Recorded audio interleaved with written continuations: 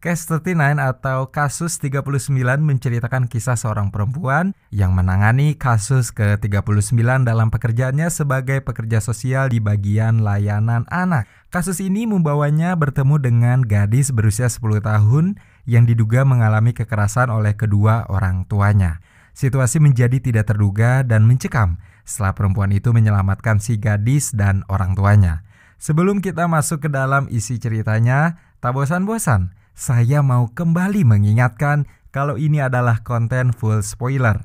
Jadi untuk kalian yang memang belum menonton filmnya, saya sangat menyarankan untuk kalian menonton filmnya terlebih dahulu. Karena bagaimanapun, pengalaman menonton film secara utuh akan jauh lebih baik. Jadi langsung saja kita masuk ke dalam isi ceritanya.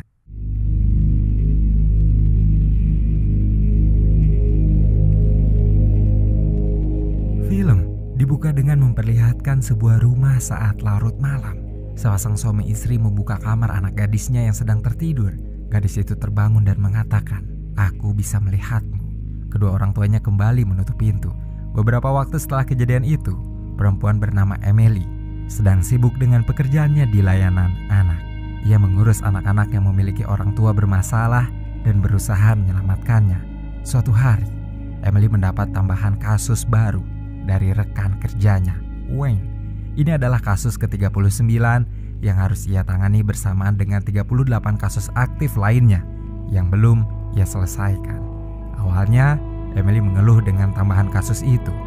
Ia sudah benar-benar sibuk dan lelah menghadapi kasus-kasus yang belum selesai.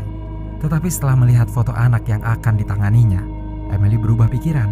Ia memutuskan untuk menangani kasus itu segera. Malam harinya, ia mempelajari berkas-berkas yang dimilikinya tentang gadis bernama Lilith Sullivan. Di hari Senin, Emily mengunjungi rumahnya. Orang tua Lilith terlihat aneh dan tidak ramah. Sedangkan Lilith memasang wajah takut saat Emily menemuinya, tanpa ada yang disembunyikan dari keluarga itu. Sayangnya, hari itu Emily pulang tanpa membawa hasil yang bagus selain kecurigaan pada ayah Lilith. Beberapa hari setelahnya, keluarga Lilith datang ke kantor Emily melakukan sedikit wawancara.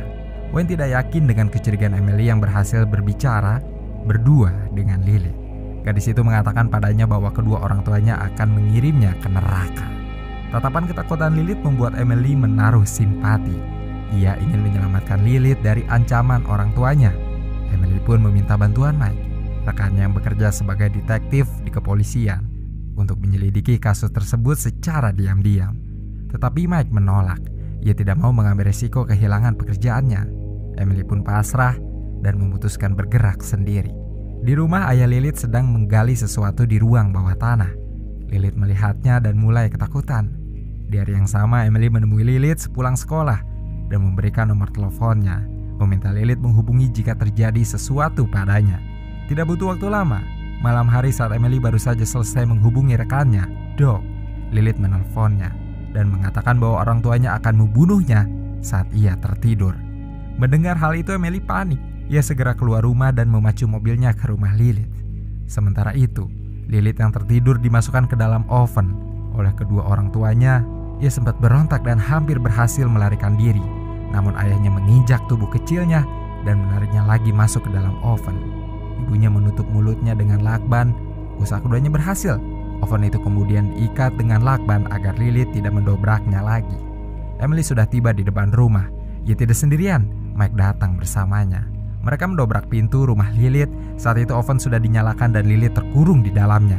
Sempat terjadi perkelahian di sana. Bahkan ibu Lilith hampir menikam Emily. Tetapi malam itu, Lilith berhasil diselamatkan. Kedua orang tuanya ditangkap dan mulai menjalani persidangan. Namun hakim sendiri meragukan kewarasan mereka. Keduanya dibawa ke ruang isolasi rumah sakit jiwa dan ditahan di sana. Keadaan Lilith mulai membaik di rumah sakit. Dok melakukan pemulihan trauma padanya. Emily sering mengunjunginya dan mereka terlihat akrab. Belum ada keanehan yang terlihat dan Lilith selain sikapnya yang suka memaksa. Gadis itu memaksa agar Emily mau mengasuh dan membawanya ke rumah. Awalnya Emily menolak karena ia merasa dirinya tidak akan sanggup menjadi seorang ibu. Ia punya trauma dan enggan memiliki anak. Lilith akhirnya tinggal di tempat penampungan untuk sementara waktu. Ia masih membujuk Emily agar mau membawanya tinggal bersama. Hal itu membuat Emily terus berpikir dan merasa iba. Akhirnya, ia mulai mengusahakan agar mendapat hak asuh atas Lilith hingga ia mendapat orang tua asuh yang tepat. Setelah presentasi dan petisinya, ia diizinkan membawa Lilith tinggal bersamanya. Mendengar kabar itu, Lilith benar-benar bahagia. Emily memperlakukannya dengan baik, seperti Lilith adalah putrinya sendiri. Mereka berdua seperti keluarga kecil yang bahagia. Semuanya berubah ketika Emily kembali ke rumah Lilith untuk mengambil barang-barang milik gadis itu. Ia menelusuri sisi rumah, menemukan lubang galian di ruang bawah tanah dan kamar orang tuanya yang memiliki banyak slot kunci serta bekas geseran benda berat. Itu sesuatu yang menurut Emily mencurigakan, tetapi ia belum berpikir ada sesuatu yang aneh pada diri Lilith. Emily justru masih merasa bahwa kedua orang tua itu aneh dengan mengunci diri mereka sendiri di dalam kamar. Lilith sedang berada di grup pemulihan bersama anak-anak lainnya dan Doc. Ia mendengarkan seorang anak laki-laki bernama Diego bercerita tentang kejadian buruk yang dialaminya karena orang tuanya. Emily datang menjemput sesi pemulihan trauma selesai. Doc menjelaskan peningkatan yang terjadi pada Lilith. Perkembangannya cukup baik. Emily cukup senang mendengar hal itu, apalagi mengetahui bahwa Lilith bisa menjalani hari-harinya dengan normal. Ia juga kemudian bercerita pada Doc tentang keanehan yang ia temukan di kamar orang tua Lilith. Hanya saja keduanya merasa itu bukan sesuatu yang patut dipertanyakan lebih jauh. Suatu hari, setelah mengantar Lilith ke sekolah dan datang ke kantor, Emily mendengar kabar buruk yang disampaikan Wayne. Emily shock mendengar bahwa Diego, salah satu anak yang ia tangani kasusnya, membunuh kedua orang tuanya semalam. Merasa tak percaya, Emily pun datang sendiri ke lokasi kejadian. Mike menjelaskan kronologinya saat Diego membunuh kedua orang tuanya yang sedang tertidur menggunakan besi yang diambilnya dari garasi. Emily benar-benar tak percaya dengan apa yang dilihatnya. Ia tak percaya bahwa anak seperti Diego melakukannya. Ia pun menemui Diego di ruang tahanan. Anak itu menangis dan menyesali perbuatannya. Emily merasa bersalah karena ia tidak bisa menyelamatkan Diego dari lingkungannya. Ia merasa dirinya gagal. Doc menenangkan perempuan yang dicintanya itu dan meyakinkan bahwa Emily tidak sepenuhnya gagal. Setidaknya ia berhasil menyelamatkan Lilith. Emily sedikit terhibur mendengar itu. Kehadiran Lilith di hidupnya mulai mengingatkan Emily pada mendiang sang ibu yang dulu tidak sepenuhnya memberi kasih sayang. Luka lamanya sedikit terbuka mengingat masa kecilnya selalu membuat Emily bersedih. Berita tentang orang tua Lilith masuk ke koran.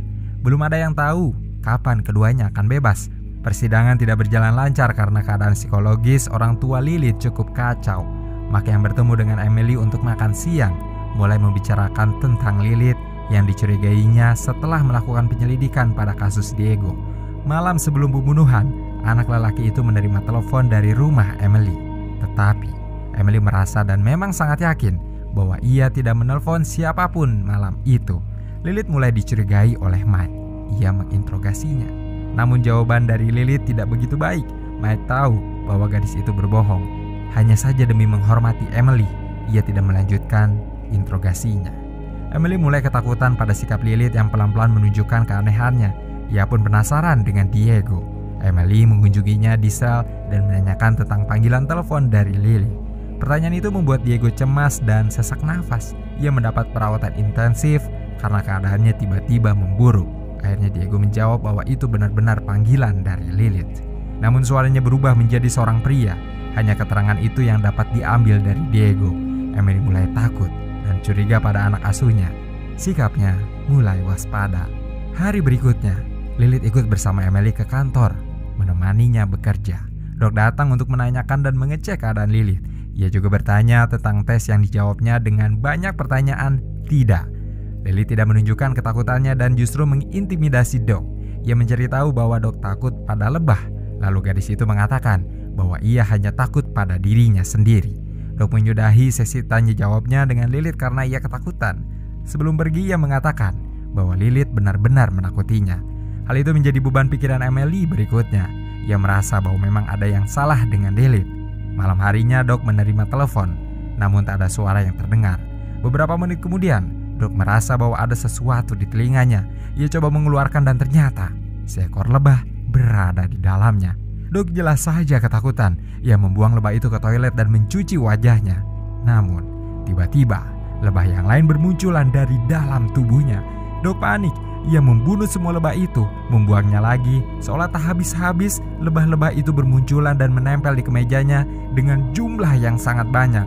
Beberapa usaha ia lakukan untuk menyingkirkannya, tetapi lebah-lebah itu tak berhenti keluar, baik dari mata, hidung, bahkan mulutnya. Diserang kepanikan dan ketakutan yang teramat sangat, Dog tidak sengaja mematahkan lehernya sendiri. Ia tewas di toilet. Lebah-lebah itu secara aneh menghilang begitu saja. Emily berduka atas kematian rekan yang paling dekat dengannya. Ia datang ke pemakaman Dog bersama Lilith. Saat itu Lilith coba menggenggam tangannya, namun Emily menolak. Lilith sadar bahwa Emily mulai menjauhinya. Setelah kematian Dog, Emily menemui Mike yang menjelaskan apa yang diketahuinya antara Lilith dan Dog. Namun saat itu, Mike tidak mempercayai penjelasan Emily dan mengatakan bahwa ia hanya masih shock karena kematian Dog. Emily ingin Mike coba menyelidiki kasus kematian itu lebih jauh lagi karena ia mulai curiga pada Lilith. Merasa penasaran dengan latar belakang Lilith dan keluarganya, ia mengambil dokumen rahasia di kantor. Emily menonton video wawancara kedua orang tuanya yang mengatakan bahwa Lilith bukanlah putri mereka, melainkan inkarnasi dari iblis. Sejak Lilith lahir, ia sudah mulai menunjukkan keanehan dan orang-orang di sekitarnya mati dengan cara yang tak wajar. Hanya saja Lilith tidak bisa menyingkirkan kedua orang tuanya tanpa orang lain. Berbekal video rekaman itu, Emily menemui kedua orang tuanya di rumah sakit jiwa. Margaret, ibu dari Lilith, dalam keadaan yang mengkhawatirkan karena tidak berhenti berhalusinasi. Emily hanya berhasil menemui Edward, ayah dari Lilith. Di sebuah ruangan mereka berbicara tentang Lilith. Edward meminta agar Emily membunuh Lilith segera sebelum ada korban lebih banyak. Sejak lahir, Lilith memiliki jiwa iblis dalam dirinya. Sepulang dari rumah sakit jiwa, Emily mencabut semua telepon dari rumahnya. Ia juga menyembunyikan benda-benda berbahaya ke dalam gudang. Emily berancam membunuh Lilith sesuai dengan saran Edward, tetapi tidak mudah untuknya karena Lilith telah lebih dulu mengetahui rencananya dan curiga. Emily mulai memikirkan cara lain untuk menyingkirkan Lilith dari hidupnya. Ia mencarikan keluarga asuh yang mau merawat Lilith, tetapi nampaknya Emily tidak tega juga membiarkan orang lain menjadi korban. Suatu kali saat Emily datang menjemput Lilith, ia melihat gadis itu membisikkan sesuatu ke salah satu teman di grupnya. Takut terjadi hal yang sama seperti Diego, ia segera menarik Lilith keluar dari sana dan melarangnya datang ke grup lagi. Sesuatu yang aneh terjadi langsung pada Emily. Tiba-tiba, lift yang mereka naiki bermasalah dan terjatuh begitu saja. Tetapi nyatanya, itu hanya halusinasi yang terasa sangat nyata. Emily lagi-lagi meminta bantuan Mike. Sayangnya Mike masih belum mau mempercayainya. Di rumahnya sendiri, ia mulai ketakutan dan melakukan hal yang sama dengan yang Margaret dan Edward lakukan, memasang slot kunci berlapis di pintu kamarnya. Emily tidak bisa tenang, ia terus merasa dihantui. Pikirannya tidak fokus dan jiwanya terasa tertekan. Kehadiran Lilith benar-benar mengubah hidupnya menjadi lebih kacau. Wayne menyuruhnya pulang karena keadaannya agak kacau. Tiba-tiba ponselnya berbunyi, panggilan itu datang dari Lilith. Ketakutan lagi-lagi menyerangnya. Kantor mendadak sepi, Wayne menghilang dari pandangan. Emily merasa yakin bahwa benar-benar ada yang tak masuk akal dengan Lilith. Emily pulang dan mengabaikan Lilith, membuatnya jadi sangat marah dan menggedor-gedor pintu. Gedoran yang semula kecil menjadi besar, lalu tiba-tiba menghilang. Suara lain muncul dari dalam lemari. Emily melihat Margaret berada di sana dengan kulit-kulit yang terbakar dan mengejarnya. Ia berlari keluar rumah dan meminta pertolongan pada supir bus, tetapi nampaknya bayangan Margaret itu hanya halusinasinya saja. Tak ada siapa-siapa di luar bus. Tak seorang pun mengejarnya. Emily berjalan masuk ke mobilnya, berusaha kabur. Namun Lilith sudah berada di dalam, mengagetkannya dan mengancamnya. Semenjak hari itu, Emily harus mengikuti keinginan Lilith. Emily kembali menemui Edward. Laki-laki itu meyakinkan bahwa Emily harus tidak memiliki rasa takut untuk mengalahkan Lilith. Dan ia bisa dibunuh hanya saat dirinya tertidur. Tidak semudah yang dibayangkan untuk membunuh gadis berusia 10 tahun. Lilith sudah lebih dulu mengetahui rencana Emily. Ia bahkan mengacaukan pikiran kedua orang tuanya, membuat Margaret kembali berhalusinasi bahwa dirinya terbakar. Sedangkan Edward membayangkan seseorang yang sedang makan bersamanya adalah Lilith. Menggunakan garpu, ia membunuh orang itu dan mati karena garpu yang sama menancap ke matanya. Mendengar kabar kematian Edward, Emily merasa putus harapan. Ia kembali menemui Mike untuk meminta bantuan. Di saat yang sama, Mike menunjukkannya panggilan suara dari rumah Emily. Itu suara Lilith yang terkadang berubah menjadi suara seorang pria. Lilith juga menelpon Dog sebelum kematiannya menggunakan ponsel Emily. Mereka kemudian merencanakan pembunuhan Lilith bersama. Sayangnya, Rencana itu tak berjalan mulus karena Mike tewas sebelum ia sampai ke rumah Emily. Sementara Emily menemukan fakta bahwa Lilith memang mengincar orang-orang terdekatnya. Kabar kematian Mike terdengar juga di telinga Emily. Melalui Wayne, ia dikabarkan bunuh diri. Emily sudah benar-benar muak dengan Lilith. Ia mengusir gadis itu, tapi sikapnya membuat iblis dalam diri Lilith murka. Emily ketakutan dan mengunci dirinya sendiri di kamar, menutupnya dengan meja dan tempat tidur. Kekuatan luar biasa berhasil mendobrak pintu kamar itu, membuat Emily ketakutan setengah mati. Ia bersembunyi di bawah tempat tidur saat Lilith menemukannya. Mereka membuat kesepakatan agar Emily menuruti semua kemauan Lilith. Kesempatan itu diambilnya dengan memasukkan obat tidur ke dalam teh yang disuguhkan untuk Lilith. Ia berusaha membuat gadis itu tertidur agar Emily bisa membunuhnya. Saat Emily yakin bahwa Lilith sudah tertidur, ia mengambil bensin dan mobilnya dan membakar rumah. Untuk sesaat dirinya lega karena berpikir sudah berhasil menyingkirkan Lilith. Tapi entah bagaimana Lilith bisa selamat dari kebakaran itu. Ketika petugas meminta mereka mengikutinya untuk mencari penginapan, Emily memberikan kejutan baru untuk Lilith. Ia melajukan mobilnya ke arah lain. Lilith membuatnya berhalusinasi lagi tentang ketakutannya. Tetapi Emily sudah dapat mengendalikan keadaan. Ia membuat Lilith justru berbalik ketakutan. Mobilnya tercebur ke teluk. Ia menahan Lilith di sana. Saat Emily berpikir bahwa dirinya sudah berhasil menyingkirkan Lilith, tangan iblis itu tiba-tiba menariknya. Untungnya, ia berhasil melepaskan diri. Emily selamat. Tidak hanya itu, ia juga berhasil menyingkirkan Lilith untuk selamanya. Takkan ada korban lagi yang akan muncul karena iblis di tubuh Lilith. Lalu, film pun selesai.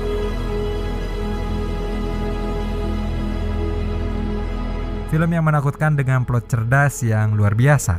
Sayangnya tempo film ini terlalu lambat dan terasa hampir membosankan.